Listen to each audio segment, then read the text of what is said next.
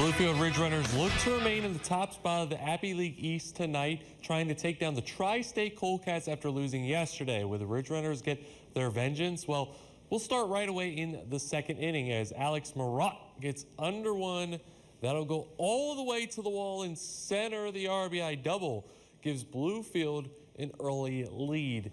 In the third, though, the Coldcats return the favor as Isaac Cadena laces one down the line in right, rolling almost to the wall. That's an RBI double for him, and it's tied up 1-1. But after that, be all Bluefield as Noah Smith lines one into the gap in left. That'll score Trey Keels, and it's 2-1 Bluefield. Still in the third, and Michael Lucarelli gets a piece of one into right.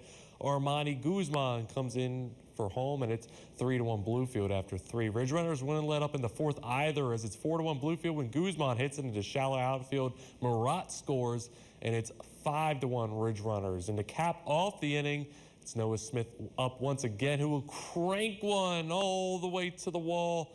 That's a big 2 RBI knock for Smith to make it 7-1 Bluefield, where in the end, Bluefield bounces back and wins 9-4 over Tri-State.